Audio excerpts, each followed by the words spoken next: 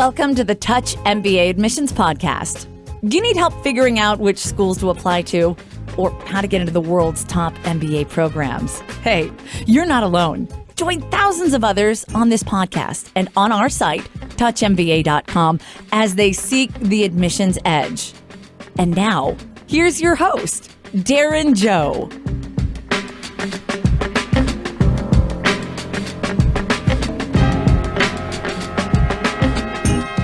What's up, guys? It's Darren. Welcome to the Touch MBA podcast. This week, we're continuing our MBA career series. I brought on one of my best friends, Mark Zee, who graduated from UCLA Anderson in 2014. Mark is currently the director of pay TV and digital sales at Walt Disney Company in Burbank, California. And actually, I brought on Mark as a guest 4 years ago, where we talked about his journey applying to UCLA Anderson as an unconventional candidate. That's episode number 48, if any of you guys want to give that episode a listen. But yeah, Mark has come a long way, and I've been alongside him during this journey from, being an actor in Singapore and being a TV host there and being a model in Singapore to, applying and getting in to UCLA Anderson, and now working for Disney and really achieving the goal he set out to do from the beginning, which was to break into, the business side of entertainment. And he had been targeting the studios from the start. So I hope that this episode is eye-opening, and I think it'll just give you a really good taste of what to expect, in terms of not only how recruiting works, but how a lot of this is about hustle and building relationships and building your network and just giving yourself the best chance to be discovered, in a sense. And that's what Mark certainly has done. So I really hope you enjoy this MBA Careers episode and just a really candid conversation between two good friends about what it takes to break into the media and entertainment industry. And I also want to thank our sponsor who helps keep this show running. At Empower, we believe that helping to turn the dreams of future global leaders and innovators into reality is of utmost priority. Therefore, we offer international MBA students flexible financing for their education in the U.S. without requiring cosigners or collateral. What matters most is their future potential. Visit mpowerfinancing.com/borrow-touch MBA for more information. And again, that's M, not N. So M as in magic or Mickey Mouse. So mpowerfinancing.com/borrow-touch MBA. And let's get straight to my conversation with Mark.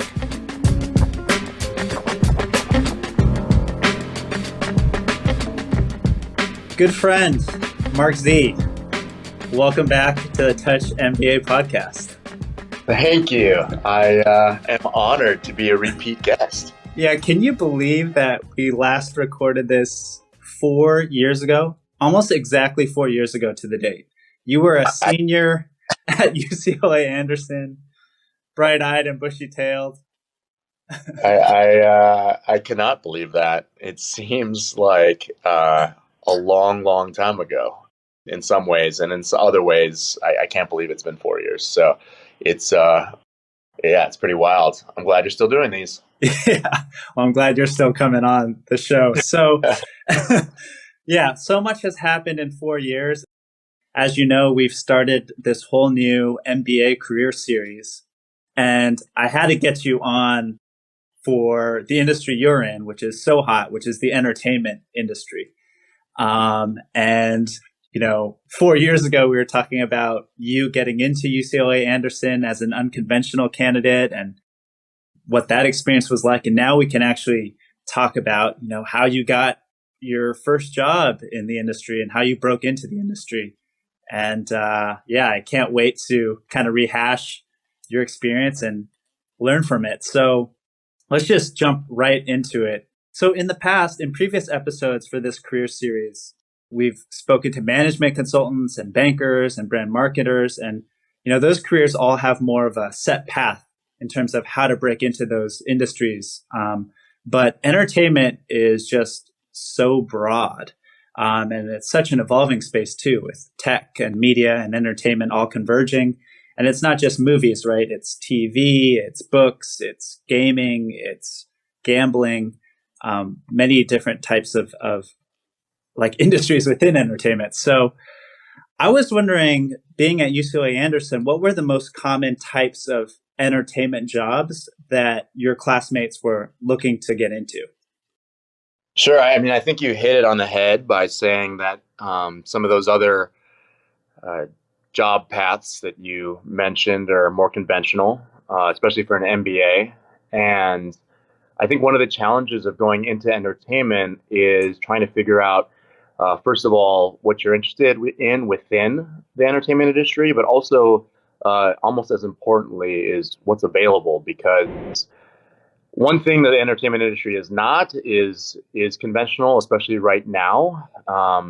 Things are constantly evolving.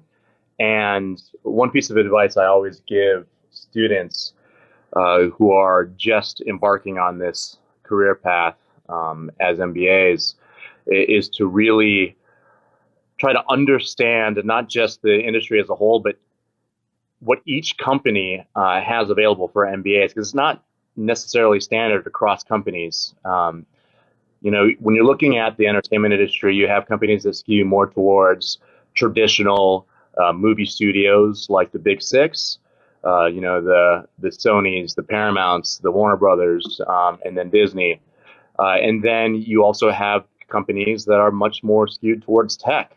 And you have the Amazons, the Facebooks, and obviously Netflix that are really pushing into that space. And the way they view MBAs and the way they hire MBAs is very, very different. So in general, I think the simplest way to answer is, there are more conventional seeming marketing roles, product management roles. And then there's also a lot of distribution roles, deal negotiations, strategy, finance. And if you are a little bit more tech leaning, there's obviously a ton of use for anyone with a tech background in this industry as the industries between tech and media really start, merging together. Right. So you would say that most of your classmates were looking at, movie studios, TV studios, and these, huge tech companies. Like those were kind of the two more common spaces that MBAs were targeting. Yeah, I would say so. Obviously, there are a lot of startups as well, especially here in LA and San Francisco. Yeah. There are gaming companies, those are companies that hire a lot of MBAs as well, like Activision, EA. So there's quite a range, as you mentioned in your intro to this question. But I think generally speaking, as an MBA who may have a bunch of student loans to pay off, a lot of people go towards some of the bigger names in the industries. Yeah, no, absolutely. And you mentioned that, it really struck me, your very first sentence of your answer, which was MBA students need to know what is available. And does that also imply that there's not many jobs in the industry for MBAs, that they're quite rare, actually? Yeah. So, not to discourage anyone, but as the industry changes, I mean, the jobs, period, I feel like are in flux, right? I mean, you see a lot of mergers and acquisitions happening in the space, a lot of consolidation. The traditional models are, being usurped by newer models, direct-to-consumer models, digital models. And, there unfortunately is a lot of redundancy in this industry. That being said, as things change, it's almost like the Wild West, and there's a lot of value that an MBA with some more, strategic and long-range thinking can really add to teams. The issue, I think, is that not every studio, not every company is going to view MBAs the same, right? And I think in my experience, what I've seen in the entertainment industry is, generally speaking, if there is an MBA who's in that hiring position, they will, value MBAs higher than, a team with no MBAs on it. So it really, like I said, varies place to place, and why I really, again, big piece of advice is to really look individually at companies to see, where you could potentially fit. Okay, so I think that's a great big picture overview. Now let's jump into your journey. So I love talking about your pre UCLA Anderson days. So you were an actor. You were an actor in Singapore, and I mean you also worked for a finance company. I know before you started. We also worked together on a company. But right, full disclosure, we were business partners at one point. We were business partners. That's right. So how did you go about finding that first internship with 20th Century Fox? I mean, did you draw up this list of 25 companies? Were you talking to alumni? How were you able to get that first foot in the door? Right. So you mentioned my unconventional path, and wow, I feel so corporate now.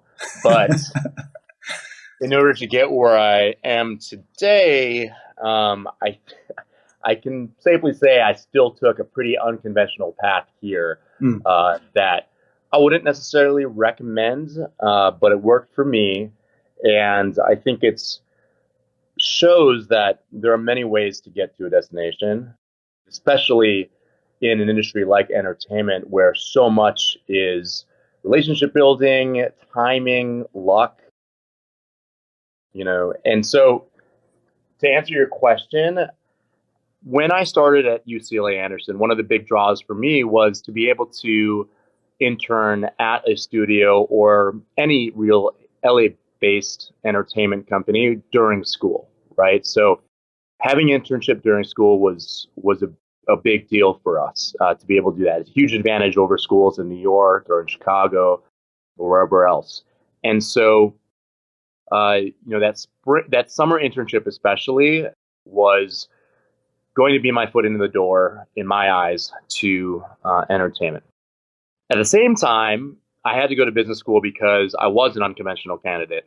And I knew I had to really buckle down and take classes seriously that, frankly, some of my classmates who had been investment bankers or management consultants didn't need to, right? Things that they had already, either covered during work or maybe even in college, which, as, I know you can relate as Princeton alumni, I didn't take accounting. I didn't take business statistics, corporate strategy, those kind of classes. So I focused a lot on school as well, probably more so, I think, than most of my classmates in that respect.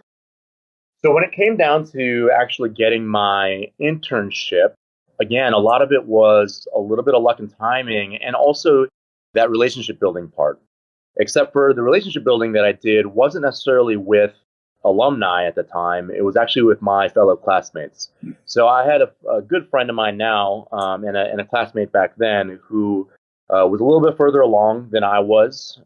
She came from a management consulting background and started her internship early. She started in the spring of our first year interning at 20th Century Fox while I was still concentrating on school. She wanted to have internships at different studios throughout, so she decided that she wanted to get an internship elsewhere, and she ended up actually at Disney over that summer. And her boss at Fox was looking for a replacement for her. So she recommended me, and through her, I got just a pretty casual, phone interview, really, and we just hit it off.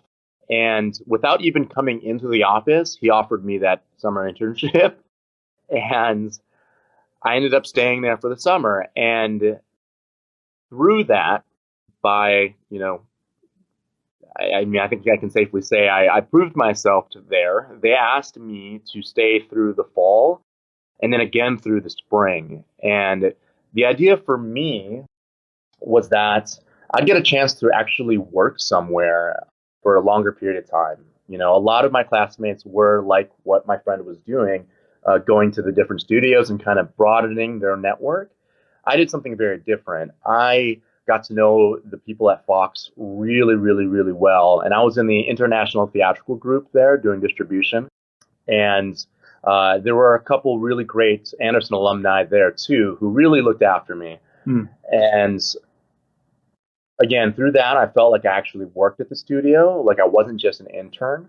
And my hope was that I would get a full-time job there afterwards.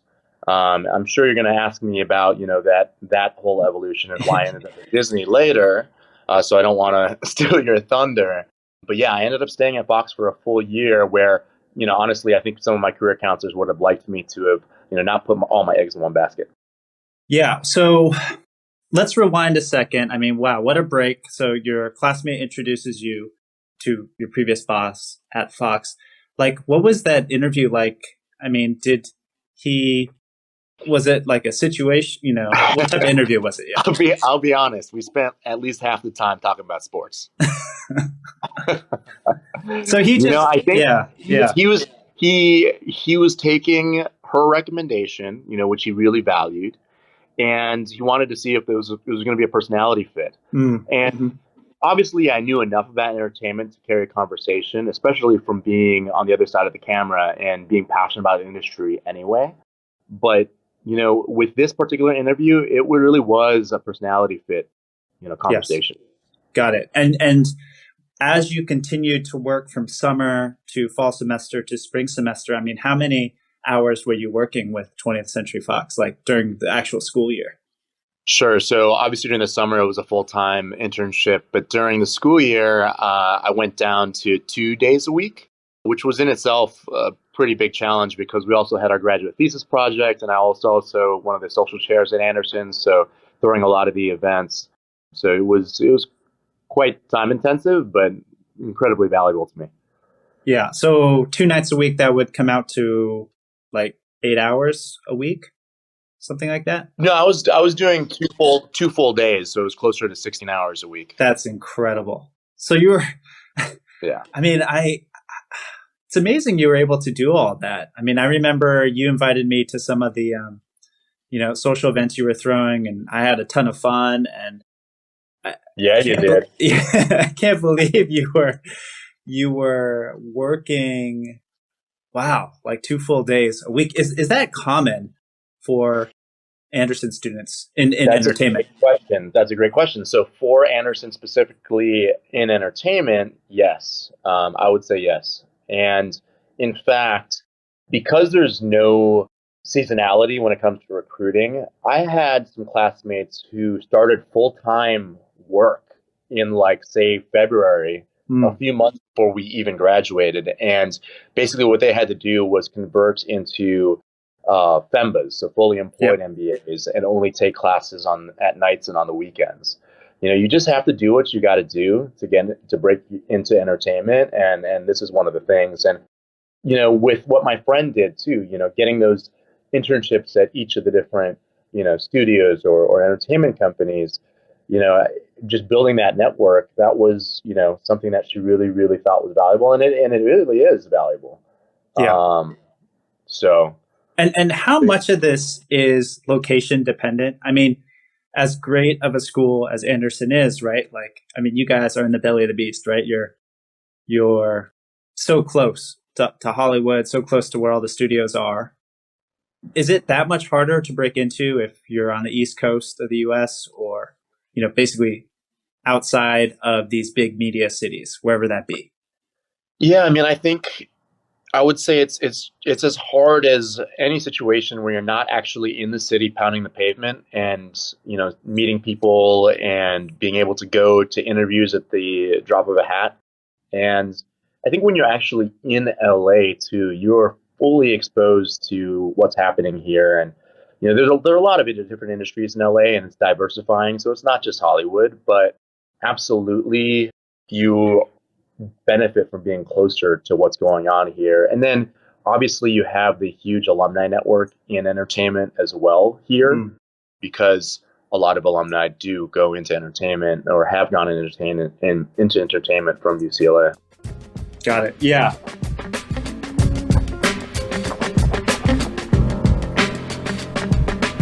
Let's just jump back into you're coming to the end of your second year. You've been working for Fox. How did you end up at Disney? And, that's a company that I'm sure many MBA grads would love to work at. So, yeah, how did that all happen? So I will continue my unconventional story.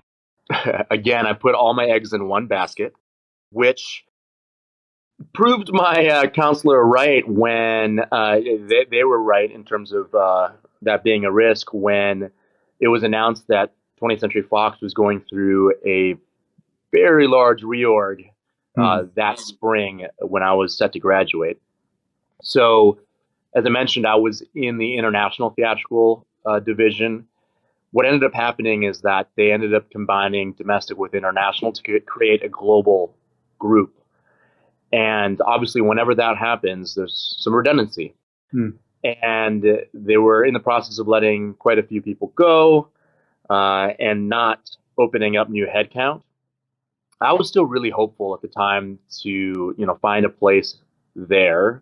As I mentioned, I really enjoyed what I was doing, but also the people that I was working with. To this day, there are some really close friends of mine there. And what I ended up doing was maybe a little irresponsible, but my girlfriend at the time and we did a lot of traveling that summer after graduation. I had a lot of fun with the idea that later that summer, I would check back in and see what, if anything, had opened up, and that's something that they didn't promise me, but, they let me know that was, a distinct possibility. So when August came around, and a lot of my friends, had locked down jobs, especially those not in entertainment. Obviously, those people had jobs for months and months. And even most of my entertainment peers had locked down jobs, and some had not, because again, there's no real recruiting season. But it was around that time when Fox was like, we cannot guarantee anything at this point, so maybe you should start looking around. So it's at that point where I was like, oh crap, let me start actually recruiting. And again, I had put all my eggs in one basket, so it wasn't as if I had had a ton of time in the past year meeting people from all over the industry. It was that, I really just knew the people that I knew really, really well, and I had invested in those relationships, so that they were really strong. Okay, wait. So when you talk about the people that you knew, you're talking about your current classmates, right? I'm talking about my current classmates for sure. Yes, especially as a social chair. I got to know my current classmates really well. And I was also, a member and one of the officers of the Entertainment Management Association. Yes. So I got to know them obviously really well. To this day, we're, very tight. We have a group of us who still get together for dinner often, if not just regularly see each other socially. But I also mean my peers at Fox and my bosses at Fox. Got it. Yep. Those are the relationships in terms of, relevance to my career that I really invested in. But, at the end of the day, it was, I say this a lot too. For me, networking, and this is just a general MBA piece of advice, networking can be a very tricky thing because I've been back now as an alum to Anderson many times to go to networking mixers for current students. I've talked to many of them. I've done a lot of informationals, and networking can be really disingenuous and very transactional. And that's not to say all networking is, but for me, it was always really important that when I was networking, it was authentic and genuine. And it wasn't just that I wanted something from the person. Yeah. I genuinely had questions that that person, was especially in a special place to answer. But, I could also, provide a good conversation as well. And that's why I think a lot of the networking really for me was more like investing in friendships as opposed to, hey, I'm interested in talking to you because you're at a good company or because you might be able to provide, a job at some point. So that was really important to me. And it had to be authentic to me. Again, everybody does things differently.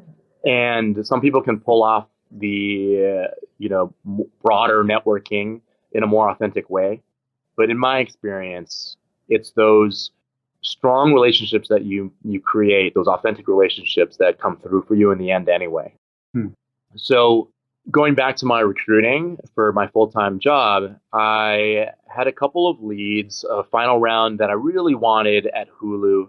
It was actually a position where it was content acquisition for Asian content. So like Korean dramas, Chinese dramas, things that I'd actually acted in my previous life, which I thought was a perfect fit.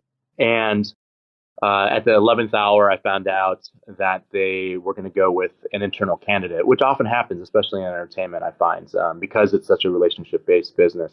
I finally got an offer from Sony in their commercial strategy group in, I would say, early October. So this was, starting to get desperate times, right? Yeah, because you graduated in May, right? June. June. Yeah. Okay. June. Yeah. Yeah. So I, at that point, was looking to take, almost any job at a major studio, and that was MBA level and a strategy role, which this checked all the boxes. The only thing for me was that, there were a couple things. Firstly, it wasn't the perfect role for me in terms of it being more focused on domestic. And, I had more international experience, right? And that was what I was really interested in at the time, was leveraging my international experience. It was also more focused on the physical product. So, Blu-rays, DVDs, and so forth, which, as anybody knows, entertainment is a declining category. And I was more interested on the digital side. Yeah. The other thing was, to be completely frank, the offer wasn't exactly what I wanted either in terms of compensation. So, I went back to them and, let them know, hey, if we can negotiate the compensation, I like the team a lot, which I did. They're really good guys. And, I'd be happy to take the job. Unfortunately, because they had already hired someone else from a different business school, into that group at the salary that they had, offered me, they weren't going to budge on that. So I got the offer on a Monday. I asked for a couple days to think it over. Talked to them on Wednesday. Told them that I'm almost there. I'm just trying to get my head around some of my loans and all that stuff. Thursday, I told them that, okay, Sony, I'm like 95% there, but just give me one last day. And Sony was like, okay, and they were like, I will say the HR representative was amazing. She was really great. And on Friday, I woke up thinking that I was going to take the offer. And, at the end of the day, I would have been in a good position. But there was something in my gut, I guess, over the whole week that, was kind of telling me to just give it an extra day. And what ended up happening was Disney called me that morning on that Friday. Honestly, for a job that I wasn't even sure which one it was, because I had randomly put my resume into the Disney system for 3 separate roles. It took me a few minutes to realize that it was an international digital distribution and strategy role, which was exactly what I wanted. Obviously, the hard part was that I had to tell Sony that day if I was going to take their role or not. So I told Disney exactly what my situation was. Disney said, hey, why don't you just come in anyway and just see what happens? And I was like, what the hell? I'm just going to see what happens. Grabbed my suits, no prep, and drove to Burbank from Santa Monica, sat down and underwent 5 hours of interviews with basically anyone that was available to interview me on the spot. Oh, God. The director, the VP, the EVP, HR. And this was a very different set of interviews than what I experienced with my personality fit interview over the phone at Fox. Yeah. I was doing very hardcore case studies. I was, answering anything and everything about my background, especially as it pertained to being a former, TV star. They were like, well, is this really what you want to do? Or are you just wanting to, get your foot in the door so that, at some point you want to transition back into acting? There were a lot of questions. Who ended up being my bosses came from a very different world than I did, and that's why they were asking these questions. And that's why they were asking case study questions. They were Sloan and HBS MBAs. They were BCG and McKinsey consultants. So I had my work cut out for me. And again, I had zero prep. But by the grace of God, they liked me. Yeah. That said, at the end of the day, with 5 missed calls from Sony on my phone, Disney could not, give me the offer that day, right? They had just met me. They had a few interviews on Monday scheduled that they weren't going to cancel. And they had to do their due diligence, right? So they told me, if possible, could you please hold Sony off one more day? I felt so bad, Darren, because Sony had been so kind. But what I ended up doing was I asked Disney what my comp would be, and it was going to be, I wouldn't say significantly different, but different enough. Right. Yeah. And so I went back to Sony and I was like, this is what happened. And Disney is coming in at an offer that is this. If you guys can match that, I will go with you guys right now. But you have to understand, that this is, an offer that I have to at least consider, right? And so they were like, Mark, we weren't bullshitting you. We weren't trying to negotiate here. We really can't go anywhere. So we get it. We can't come to that number, but you have to tell us on Monday. And I was so thankful because at that point, Sony could have pulled the offer. Oh, really for sure. Because they probably think, you're playing them or whatever. That I didn't really truly want to be with them enough, right? Yeah. So I'm truly thankful for them. I'll never forget that. I really will never forget that. And I took that risk. And on Friday, on Monday, right, I just kind of sweat through the entire day until I got a call at 4 p.m. saying that they wanted to give me an offer, the official offer. And so, apparently it's never happened in the history of Disney. It does not have, I can imagine after working here now for the last 4 years or 3.5 years. But yeah, they turned it around in a day. And this is another piece of advice I would always give. And I don't think this is specific to entertainment, but, entertainment, maybe a little bit more so, if somebody else wants you, if you have another offer in hand, you'll definitely find things are accelerated, and you're obviously going to look, a little sexier to whoever is making that second offer. And so I was really lucky. And again, luck, timing. I realized how fortunate I was, and it was exactly the role that I wanted. That's crazy. And I remember you calling me and being over the moon about it, and can you believe it? That sort of tone. Most people could not believe it. Yeah, including my counselor my career counselor from Anderson. I was gonna say, I was actually counting the months when you said you graduated in June, and then it was October, because I'm like, doesn't Anderson have this 3-month employment statistic that they really want their grads to meet? Because that's factored into the rankings. I was not the ideal student in that respect at all. I try to pay it back all the time, whether it's through mentoring or going back to the networking mixers, like I said. I'm really involved in that. And I'm also leading a lot of alumni initiatives in the entertainment industry now. So I think I've definitely made up for it at this point. But what's interesting about this is that, again, the career counselor, I'm not sure it's how he would have drawn it up for me. But to his credit, he has been a huge cheerleader for me. He's since moved on to helping alumni with career transitions at Anderson and being the head of that.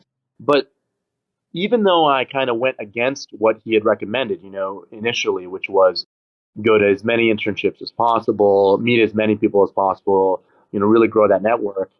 The fact that I had created these really strong relationships at Fox is, I think, what put me over the edge at Disney. And this is something that I found out later on, because one of the reasons why they were comfortable enough with giving me that offer after only having done one day of interviews, albeit 5 hours, and turning around and, one business day and giving me the offer, is that they went back to my references, my bosses at Fox.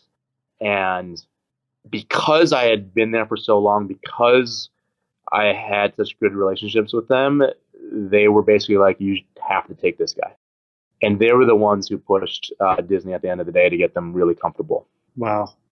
So the strategy that I chose, what was authentic, actually did end up working in a way. Yeah. Yeah. Wow. So again, there's different paths for everybody. Yeah.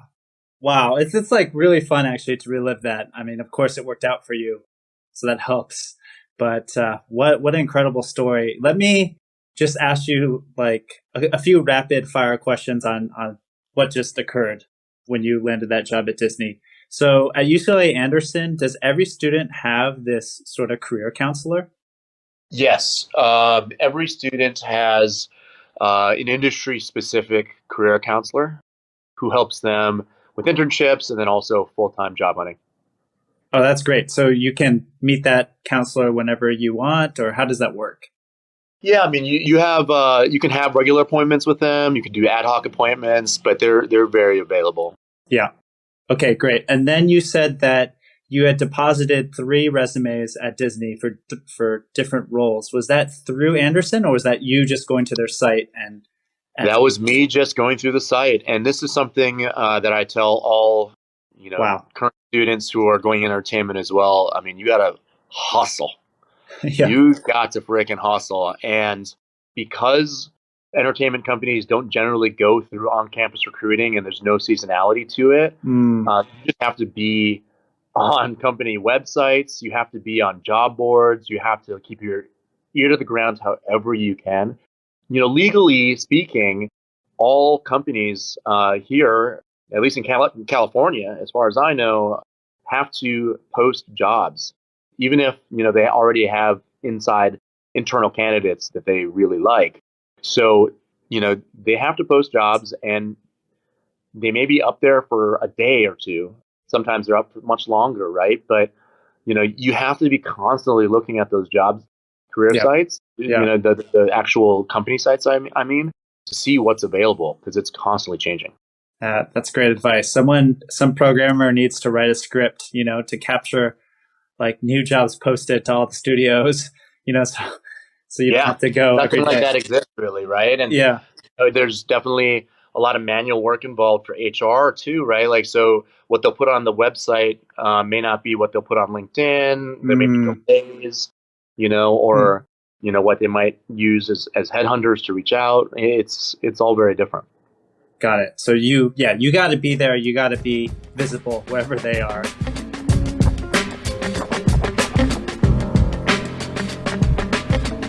When it came to interviews with Hulu, with Sony, was it similar to Disney in the sense that you're doing cases, they're trying to see if there's a personality match?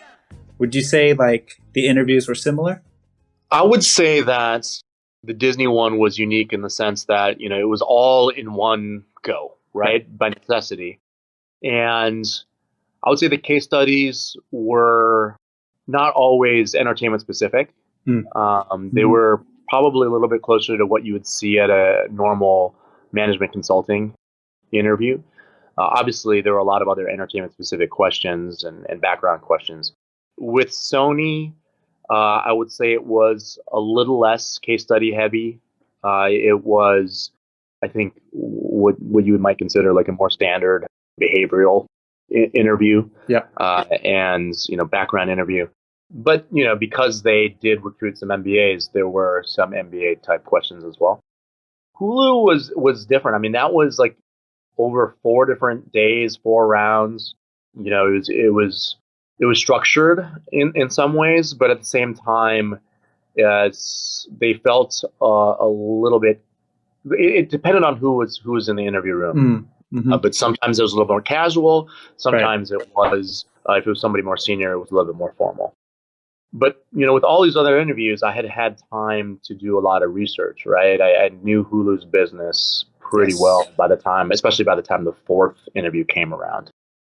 So, they did vary a bit. Mm-hmm. Okay. Yeah. And so you felt well prepared, even as an quote unquote unconventional candidate, to take on these case interviews and behavioral interviews. Anderson does a decent job of preparing you for that. We had like an interviewing 101 sort of sessions, which really helped. Especially we had some that were specific to entertainment, actually, where we had people come in, like alumni come in and do mock interviews. So that was helpful. But honestly, all the interviews that I did leading up to Disney really helped me because Mm-hmm. I had done, by that time, even though I wasn't prepped for this Disney specific interview, I just had done enough prep that I was competent and I had enough industry knowledge that I could at least fake my way through. Yeah. Well, in a sense, it's almost like MBA applications, and your first application was with Hulu, right? Because it was kind of a similar Sure. role. And so you had gone through it, you had written your, essays. Oh yeah, and there were a couple even before then. Yeah. That I didn't make it to the final rounds. Right. I made like one or two rounds that that helped me a way too. Yeah, absolutely. So, okay, so let's talk about. Well, okay, wait, one more Anderson question. In terms of like the most helpful resources that you would point applicants and current students to in terms of getting jobs, what would you say? I mean, it sounds like, again, those relationships were your biggest assets, but would you recommend anything else? We talked about it in our first podcast, but the professional organizations really helped. It's just. Wait, do you mean student clubs or other professional organizations? Like the Entertainment Management Association that I was involved in. Yeah. Because we're all kind of, making our way through together, and everyone's kind of finding out different things, and to be able to compare notes with your fellow peers who are trying to do what you're doing, is really, really helpful. And, a lot of the connections that you make with the alumni, those are shared connections that your peers might also have, right?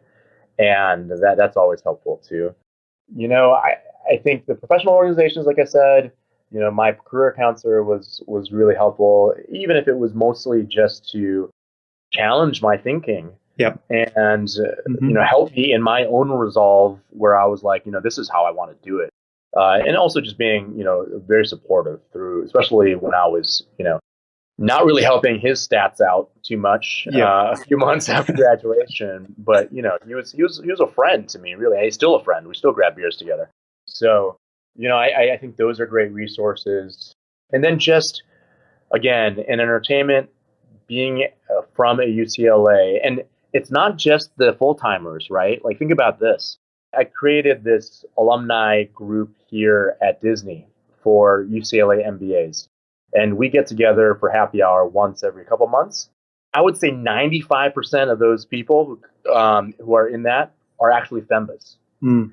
If you're a Disney employee and want to go to business school, but don't want to leave Disney because it's a great company, where are you going to go?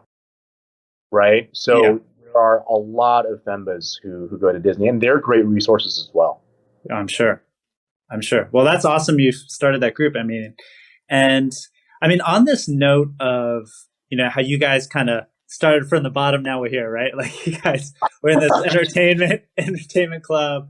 You're like going through these recruiting wars together, comparing notes. Now it's been 4 years. And like you said, I'm sure you guys are still comparing notes, right? And what would you say looking back, what do applicants need to know about succeeding in the industry?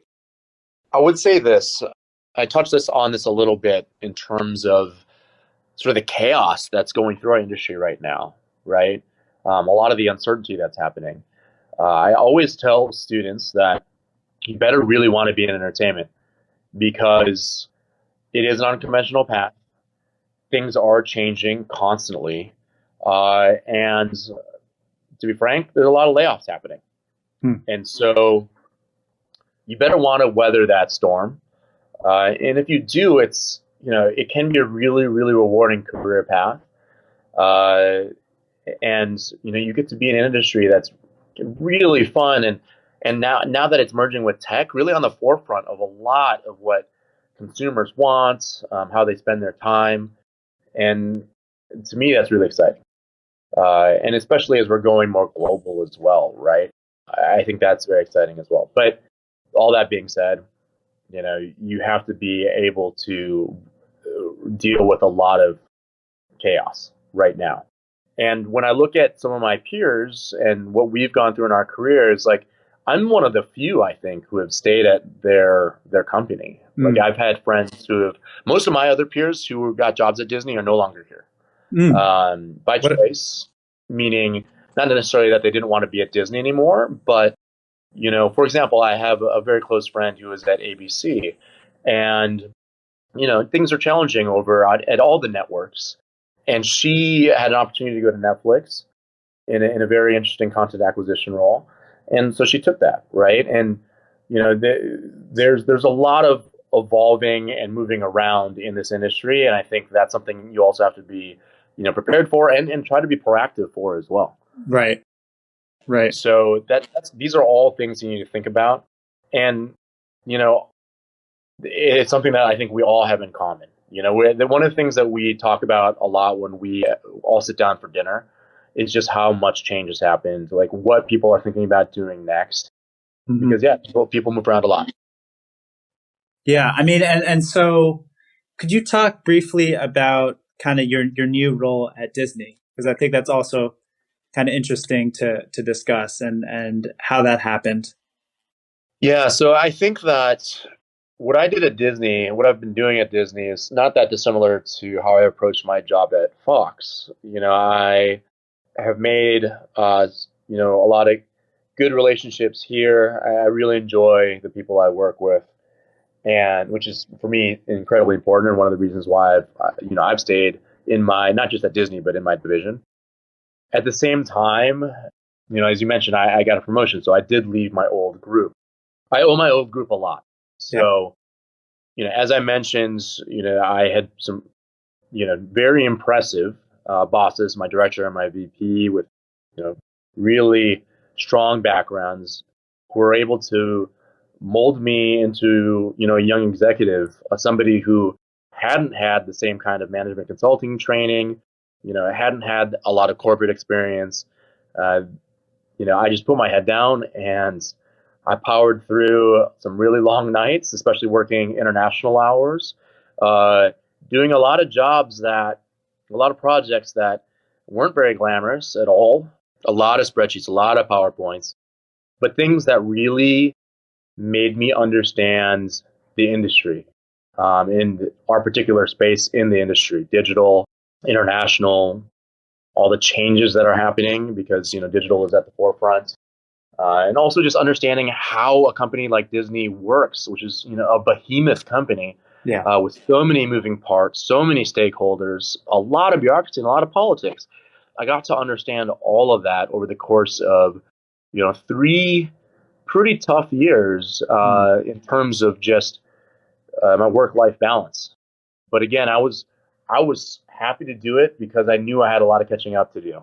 I was an older MBA student who spent his entire 20s as an actor and a TV host until, working, like you mentioned, in that investment management job back here in the States when I first moved back and right before business school. But aside from that, I knew I needed some tough medicine. Having done both those things, create strong relationships here and also prove myself in terms of my industry knowledge and just as my bosses got more comfortable with me, like leading meetings, I had the opportunity to do that. And I was able to have, good relationships and impress, I think, this other group within my division, which is the domestic deal team. So the team that does all the, deal negotiations and business development side on the digital side for North America. And again, so much of this is luck and timing, but a director was moving on to Activision. And I knew him really well, and he kind of gave me an inside scoop that it was happening for him. So he, in some ways, started grooming me, so to speak, just kind of letting me know what he was doing day to day, who his clients were. And I was able to figure out how I could apply a lot of the knowledge that I had into a role like his. But at the same time, tie in a lot of the soft skills that I had learned in the front of the camera and in that part of the industry, right? All those years, when, you and I used to live together back in Asia, right? Yeah. So it was really appealing change for me, being able to marry kind of those two parts of who I am. And so when he finally ended up transitioning to Activision, I was on the top of mind of the SVP in that group. And again, like I said, they still had to go through an interview process, still had to post the job, but internal candidates and all these studios, and especially at Disney, definitely have a leg up. So I was able to go into that group, and because he was a director, and because they trusted me, I was able to transition directly from manager to director, which I was incredibly fortunate for. Usually it takes several years of being a senior manager to even get, thought of as a potential director candidate at Disney. So I was very, very lucky. And it can be just arbitrary like that. I tell that to a lot of students as well, a lot of luck and timing. As I've said, over and over in this conversation, you want to be prepared. Obviously, you want to make those relationships and you want to work really hard. I mean, obviously I worked, really hard to try to get myself in that position, but, I had to be lucky too. Yeah, very, very lucky.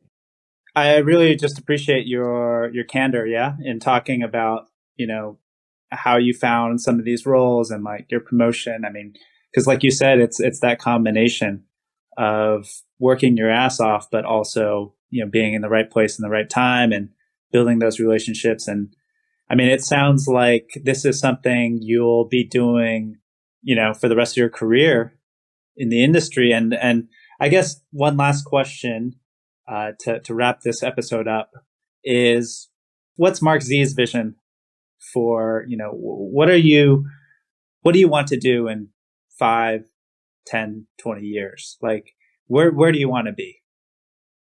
I would be happy to be here at Disney as it continues to evolve. We actually just got reorged into a whole new division. We went through the biggest reorg that Disney's had in quite some time. Oh my gosh. So now we will be involved in the direct consumer strategy. So when we have our own Netflix competitor launching at the end of 2019. Is that public news, by the way? Or is this like breaking? It is. No, it's not breaking. It is all public. I've learned not to break any news. We're very sensitive about that stuff. I tried to get Mark to tell me more about the Avengers Infinity War movie that he just saw. I would never get invited back to a premiere ever. But he's very tight-lipped about it. So yes. So I dated isn't much right now. I mean, we still, even as we move to direct consumer, still distribute to third parties. So a little bit about my role. We haven't even really touched on my role, but my group distributes to like the iTunes and Amazons of the world, the Comcasts of the world. So a lot of cable companies, or what we call MVPDs. And we're the team that also did the Netflix deal, right? Which is going to be ending as we go through to our direct consumer. So we do those things. I also manage the Canada business, the hotel business that we have, and we just had airlines coming under us as well. So nice. It's really fascinating. And again, constantly changing. But we'll see in the next couple of years how things evolve. And if I have other opportunities elsewhere, I will obviously look. If for some reason my function goes away and there's not a spot for me in the new Disney world, I'll figure my way out. But I want to continue just being true to who I am in terms of making relationships in the business as a common theme here, and making sure that what I'm doing is something that I'm really interested in. I'm just not the kind of person who can fake that part of it. And, we'll see. I want to keep climbing.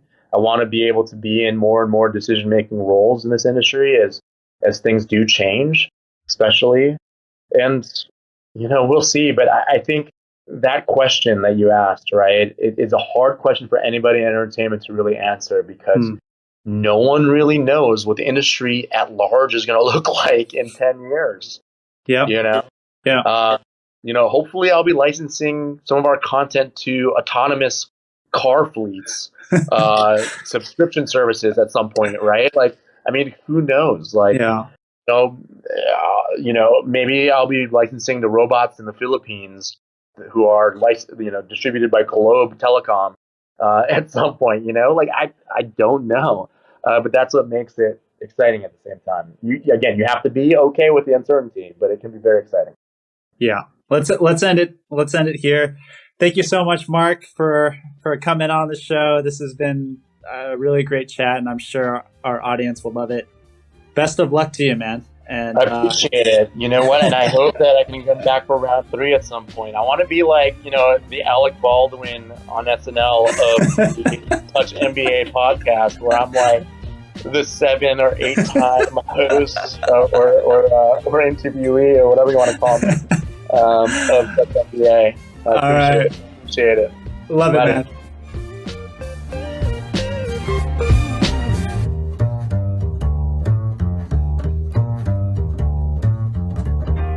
Thanks for listening to the Touch MBA podcast. Don't be shy. We have a mailing list. Go to touchmba.com and get yourself signed up. And we'll keep you posted with the best tips and insider interviews on how to get into your #1 school. You can also find us on Twitter and Facebook at Touch MBA. See you soon.